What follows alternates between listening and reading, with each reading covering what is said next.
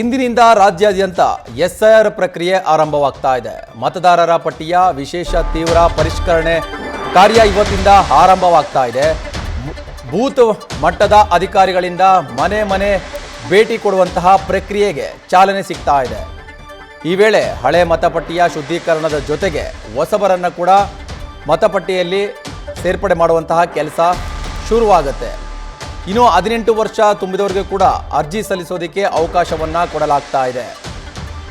ಒಂದು ವೇಳೆ ಏನಾದರೂ ಮತದಾನದ ಹಕ್ಕಿಲ್ಲದೇ ಇದ್ದರೆ ಅಂಥವರಿಗೆ ಗೃಹಜ್ಯೋತಿ ಗೃಹಲಕ್ಷ್ಮಿ ಯೋಜನೆಗಳು ಲಭ್ಯ ಇರೋದಿಲ್ಲ.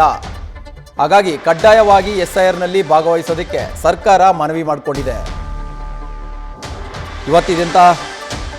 ಇವತ್ತಿನಿಂದ ರಾಜ್ಯಾದ್ಯಂತ ಎಸ್ಐಆರ್ ಪ್ರಕ್ರಿಯೆ ಆರಂಭವಾಗ್ತಾ ಇದೆ.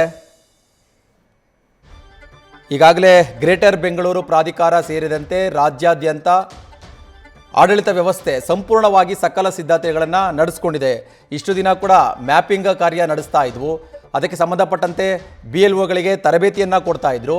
ಇವತ್ತಿಂದ ಅಧಿಕೃತವಾಗಿ BLOಗಳು ಮನೆ ಮನೆ ಬಳಿ ಭೇಟಿ ಕೊಟ್ಟು ಎಸ್ಐಆರ್ ಪ್ರಕ್ರಿಯೆಯನ್ನು ಆರಂಭ ಮಾಡ್ತಾ ಇದ್ದಾರೆ.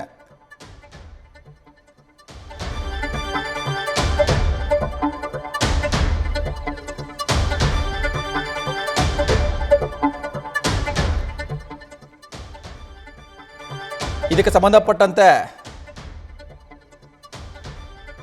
ಸಂಬಂಧಪಟ್ಟಂತೆ ಇನ್ನು ಹೆಚ್ಚಿನ ಮಾಹಿತಿಯನ್ನು ನಮ್ಮ ರಿಪೋರ್ಟರ್ ಸವಿತಾ ಕೊಡ್ತಾ ಹೋಗ್ತಾರೆ. ಸವಿತಾ, ಈಗಾಗಲೇ ರಾಜ್ಯದಲ್ಲಿ ಒಂದು ಹಂತದ ಎಸ್ಐಆರ್ ಆರಂಭ ಆಗಿತ್ತು. ಅಂದರೆ ಮ್ಯಾಪಿಂಗ್ ಕಾರ್ಯ ಮಾಡ್ತಾ ಇದ್ರು, ತರಬೇತಿಯನ್ನು ಕೊಡ್ತಾ ಇದ್ರು. ಇವತ್ತು ಅಧಿಕೃತವಾಗಿ ಮನೆ ಮನೆಗೆ BLOಗಳು ಭೇಟಿ ಕೊಡ್ತಾರೆ. ಯಾವ ರೀತಿಯಾದ ಒಂದು ಸಿದ್ಧತೆಯನ್ನು ನಡೆಸ್ಕೊಂಡಿದ್ದಾರೆ, ಜೊತೆಗೆ ಜನರಿಗೆ ಯಾವ ರೀತಿಯಾಗಿ ಇದರಿಂದ ಅನುಕೂಲ ಆಗುತ್ತೆ ಸವಿತಾ? ಭರತ್, ಎಸ್ಐಆರ್ ಪ್ರಕ್ರಿಯೆ ಈಗಾಗಲೇ ಒಂದು ಹಂತದಲ್ಲಿ ಆರಂಭ ಆಗಿತ್ತು. BLOಗಳಿಗೆ ತರಬೇತಿ ಕೂಡ ನೀಡಲಾಗ್ತಿತ್ತು. ಇಂದಿನಿಂದ ಅಸಲಿ ಎಸ್ಐಆರ್ ಪ್ರಕ್ರಿಯೆ ಆರಂಭ ಆಗುತ್ತೆ. ಪ್ರತಿ ಮನೆಗಳಿಗೂ ಅಂದ್ರೆ ರಾಜ್ಯದ ಪ್ರತಿ ನಿವಾಸಿಗಳ ಮನೆಗಳಿಗೂ ಕೂಡ BLOಗಳು ಭೇಟಿ ನೀಡ್ತಾರೆ. ಮತದಾರರ ಪಟ್ಟಿಯ ಶುದ್ಧೀಕರಣ ಅಂತ ಹೇಳ್ಬೋದು. ಇಂದಿನಿಂದ ಮತದಾರರ ಪಟ್ಟಿ ಶುದ್ಧೀಕರಣ ಆಗುತ್ತೆ. ಕಳೆದ ಎಲೆಕ್ಷನ್ ನಲ್ಲಿ ಎಷ್ಟು ಜನ ಮತದಾರರು ಇದ್ರು, ಏನೆಲ್ಲ ಆಯ್ತು, ಈಗ ಹೊಸದಾಗಿ ಎಷ್ಟು ಜನ ಸೇರ್ಪಡೆ ಆಗ್ತಾರೆ, 2 ಫಾರ್ಮ್ಗಳನ್ನ ಕೊಡ್ತಾರೆ. ಎನ್ಯುಮರೇಟ್ ಫಾರ್ಮ್ಗಳನ್ನ ಫಿಲ್ ಮಾಡಬೇಕು. ಅದು ಕನ್ನಡ ಮತ್ತೆ ಇಂಗ್ಲಿಷ್ ನಲ್ಲಿ ಇರುತ್ತೆ. ಈಗಾಗಲೇ 59,000ಕ್ಕೂ ಹೆಚ್ಚು BLOಗಳು ಕೂಡ ತರಬೇತಿಯನ್ನ ಪಡೆದಿದ್ದಾರೆ. ಪ್ರತಿ ಮನೆಗಳಿಗೂ ಕೂಡ ಭೇಟಿ ನೀಡ್ತಾರೆ. ಈ ಒಂದು ಸಮಯದಲ್ಲಿ ಮೂಲ ಮಾಹಿತಿಯನ್ನ ಕಲೆ ಹಾಕ್ತಾರೆ. ಅಂದ್ರೆ ಫ್ಯಾಮಿಲಿಯ ದಾಖಲಾತಿ ಅಥವಾ ತಮ್ಮ ದಾಖಲಾತಿ, ಹೊಸದಾಗಿ ಸೇರ್ಪಡೆ ಆಗ್ತಿದ್ರೆ ತಂದೆ ತಾಯಿ ವೋಟರ್ ID ಸೇರಿದಂತೆ ಒಂದಿಷ್ಟು ಮೂಲ ದಾಖಲಾತಿಗಳನ್ನ ಪಡೆದುಕೊಂಡು ಒಂದು ಪ್ರತಿಯನ್ನ ನಮಗೆ ಬಿಟ್ಟು ಇನ್ನೊಂದು ಪ್ರತಿಯನ್ನ ಅವ್ರು ತೆಗೆದುಕೊಂಡು ಹೋಗ್ತಾರೆ. ಅದಾದ ಬಳಿಕ ಅಸಲಿ ಎಸ್ಐಆರ್ ಪ್ರಕ್ರಿಯೆ ಅಂತ ಹೇಳಿದ್ನಲ್ಲ, ಒಟ್ಟಾರೆ ಅಂತಿಮ ಹಂತದಲ್ಲಿ ವೋಟರ್ ಲಿಸ್ಟ್ ಬಂದಾಗ ಒಂದೊಮ್ಮೆ ಏನಾದ್ರೂ ಮಿಸ್ ಆಗಿದ್ರು ಮತ್ತೊಮ್ಮೆ ಅರ್ಜಿ ಕೂಡ ಹಾಕ್ಬಹುದು. ಇಲ್ಲವಾದ್ರೆ ರಾಜ್ಯದ ಮೂಲ ನಿವಾಸಿಗಳಿಗೂ ವೋಟರ್ ID ಸಿಗುತ್ತೆ. ಪ್ರಮುಖವಾಗಿ ಎಸ್ಐಆರ್ ಪ್ರಕ್ರಿಯೆ ಯಾಕೆ ಆರಂಭ ಆಯಿತು ಎಲ್ರಿಗೂ ಗೊತ್ತು. ನಕಲಿಯ ಮತದಾರರ ಪಟ್ಟಿಯಲ್ಲಿ ಜಾಸ್ತಿ ಸೇರ್ಪಡೆ ಆಗಿರೋ ಕಾರಣದಿಂದ ಶುದ್ಧೀಕರಣಕ್ಕೆ ಕಾರ್ಯಕ್ಕೆ ಚುನಾವಣಾ ಆಯೋಗ ಮುಂದಾಗಿರುತ್ತೆ.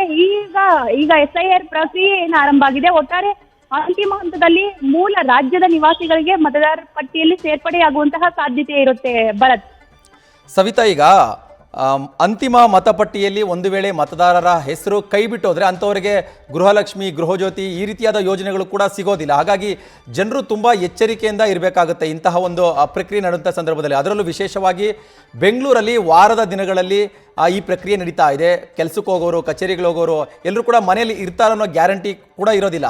ಅಂಥ ಜನಗಳು ಯಾವ ರೀತಿಯಾಗಿ ಎಸ್ಐಆರ್ನಲ್ಲಿ ಭಾಗಿಯಾಗಬಹುದಾಗಿದೆ, ಅವರಿಗೆ ಯಾವ ರೀತಿಯಾಗಿ ಆಡಳಿತ ಸಿಬ್ಬಂದಿಯವರು ತಯಾರಿಯನ್ನು ಮಾಡಿಕೊಂಡಿದ್ದಾರೆ ಅಂತ?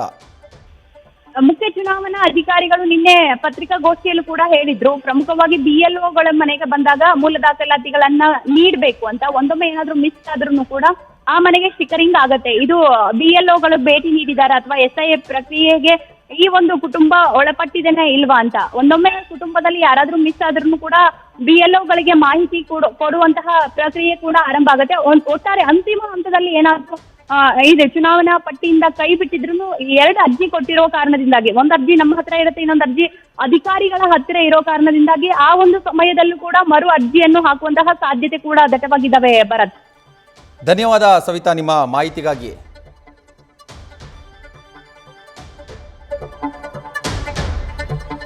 ಇವತ್ತಿಂದ ರಾಜ್ಯಾದ್ಯಂತ ಎಸ್ಐಆರ್ ಪ್ರಕ್ರಿಯೆ ಆರಂಭವಾಗ್ತಾ ಇದೆ. BLOಗಳು ಮನೆ ಮನೆಗೆ ಭೇಟಿ ಕೊಟ್ಟು ಮತದಾರರ ಮತಪಟ್ಟಿಯನ್ನು ಪರಿಷ್ಕರಣೆ ಮಾಡುವಂತಹ ಕೆಲಸವನ್ನು ಆರಂಭ ಮಾಡ್ತಾ ಇದ್ದಾರೆ.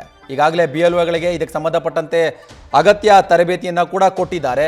ಯಾವ ರೀತಿಯಾಗಿ SIR ಪ್ರಕ್ರಿಯೆಯಲ್ಲಿ ಭಾಗಿಯಾಗಬೇಕು, ಜನರೊಂದಿಗೆ ಯಾವ ರೀತಿಯಾಗಿ ಸಂವಹನ ನಡೆಸಬೇಕು, ಜೊತೆಗೆ ಜನರಿಗೆ ಯಾವ ರೀತಿಯಾಗಿ ಇದರ ಅನುಕೂಲತೆ ಇದೆ ಅನ್ನೋದರ ಬಗ್ಗೆ ಕೂಡ ಮಾಹಿತಿ ಕೊಟ್ಟು ಅವರನ್ನು SIR ಪ್ರಕ್ರಿಯೆ ಒಳಗಡೆ ಭಾಗಿಯಾಗಿಸ್ಕೊಳ್ಬೇಕು ಅನ್ನೋದ್ರ ಬಗ್ಗೆ ತರಬೇತಿ ಆಗಿದ್ದು, ಇವತ್ತಿಂದ ಅಧಿಕೃತವಾಗಿ SIR ಪ್ರಕ್ರಿಯೆ ಆರಂಭವಾಗ್ತಾ ಇದೆ.